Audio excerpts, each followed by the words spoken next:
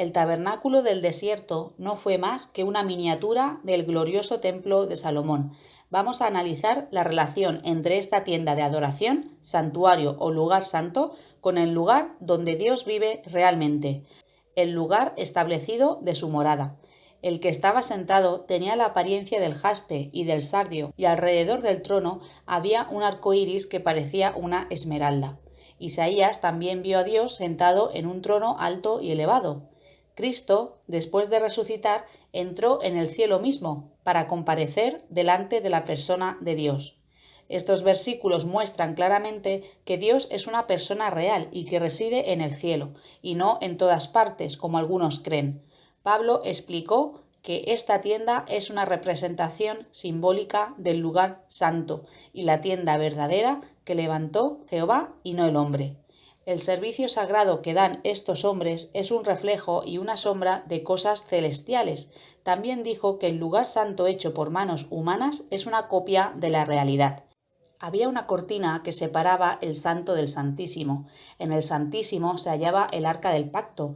Tanto el arca como su cubierta estaban revestidas de oro puro. Sobre la cubierta del arca reposaban 2 querubines de oro con las alas desplegadas, uno frente al otro.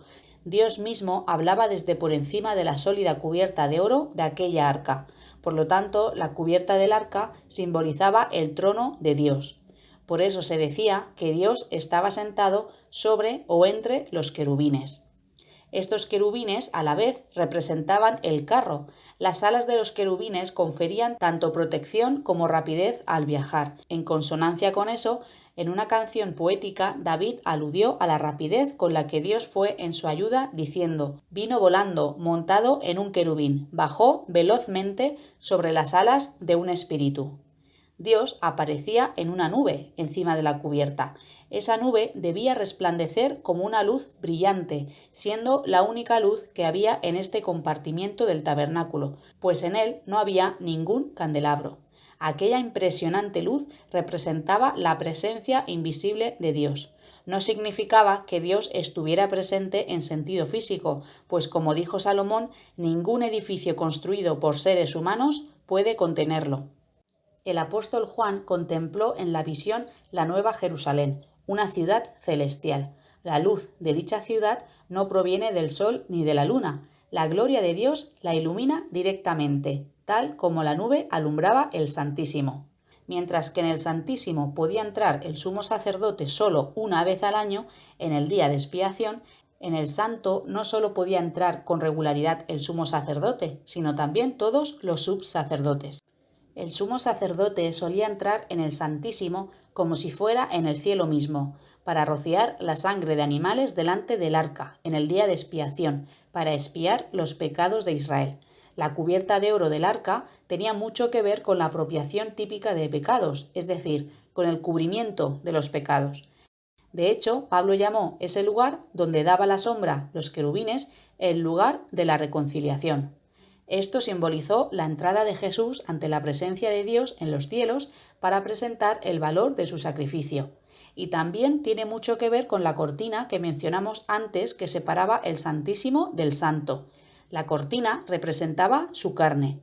Cuando Jesús sacrificó su vida, esta cortina se rasgó en dos, lo que mostró que la carne de Jesús ya no era una barrera que le impidiera entrar en la presencia de Dios en el cielo, porque como hemos dicho, el Santísimo representaba el lugar donde está el trono de Dios. Pasamos ahora al Santo. Justo delante de la cortina del Santísimo estaba el altar del incienso, también llamado altar de oro. Se usaba un incienso especial único y exclusivo para Dios. El altar de oro para incienso está relacionado explícitamente con las oraciones, tal como nos dice Apocalipsis. El humo del sacrificio, después de quemar el incienso, sube delante de Dios junto con las oraciones. Era una costumbre de los judíos orar a la hora en que se ofrecía el incienso, afuera en el patio. En conexión con esto, David dijo: «Que mi oración esté preparada como incienso delante de ti». En el santo también había una mesa revestida de oro, donde se ponía el pan de la presencia o pan de la proposición. Consistía en 12 hogazas de pan o tortas no fermentadas, una para cada tribu, que se colocaban en 2 montones de 6 cada una. con incienso sobre cada fila. Se reemplazaban todos los sábados por otras recientes. Jesús dijo: «Yo soy el pan de la vida, el que venga a mí nunca más tendrá hambre». Así que a la derecha del santo quedaba la mesa del pan. A la izquierda de la entrada se hallaba un hermoso candelabro de oro puro de 7 brazos. Posteriormente, en el templo de Salomón había 10 candelabros, 5 candelabros y 5 mesas a la derecha y el mismo número a la izquierda.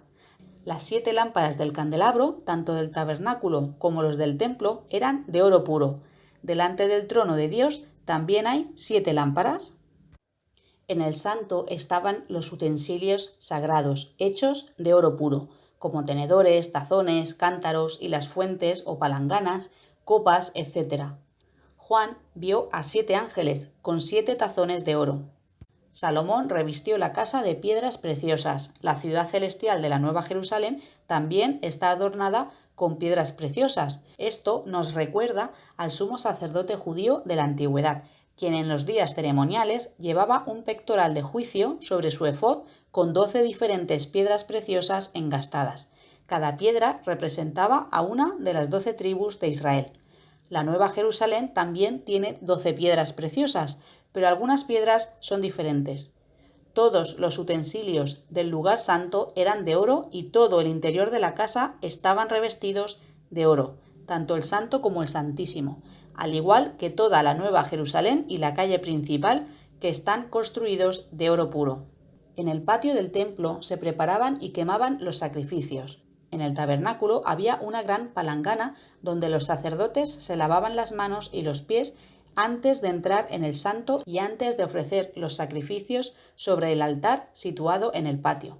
Cuando se construyó el templo durante el reinado de Salomón, la palangana portátil de cobre que se utilizaba en el tabernáculo fue reemplazada por un mar fundido. La tradición rabínica dice que el mar estaba equipado con una especie de grifos. El libro de Apocalipsis hace referencia a un mar de vidrio que se ve delante del trono de Dios. Además del mar de cobre, había 10 palanganas de cobre sobre carretillas. Las 10 palanganas se usaban para lavar ciertos sacrificios y probablemente para otros trabajos de limpieza. Tanto en el tabernáculo como en el templo había un altar de la ofrenda quemada, también llamado altar de cobre, en el patio. Todos los utensilios del altar eran de cobre y de plata. Dios imputaba una medida de justicia a sus siervos y les concedía relaciones amistosas sobre la base de la fe de ellos, su amor a la justicia y el ofrecimiento de animales en sacrificio. Tales sacrificios de animales prefiguraban o representaban el rescate de Cristo, pero no suministraban una limpieza permanente del pecado. Por eso la nación de Israel tenía que ofrecer estos sacrificios año tras año. Tal como los restos de los cuerpos del toro y del macho cabrío que se habían ofrecido en el día de expiación se quemaban finalmente fuera del campamento de Israel, el apóstol hace notar que Cristo sufrió fuera de la puerta de Jerusalén. Y Jesús presentó en el trono de Dios su sangre, tal como el sumo sacerdote llevaba la sangre del sacrificio al Santísimo. Jesucristo hizo el mismo recorrido. Y terminando con el patio, la música ha tenido gran importancia en la adoración a Dios. Aquí se tocaba y se cantaba música con instrumentos y coro. En el cielo también hay música. Otros elementos paralelos con el cielo que encontramos en el templo son las 2 trompetas de plata que solo podían tocar los sacerdotes. Cuando ellos daban la señal de batalla, los toques de trompeta animaban a todo el ejército y las tropas entraban en acción. A los ángeles también se le dan instrucciones para tocar la trompeta. Los ángeles que Juan vio en su visión tenían cinturones de oro. El sumo sacerdote, así como los subsacerdotes y levitas que servían a Dios en la tienda de reunión en Israel, se ponían ceñidores o cinturones.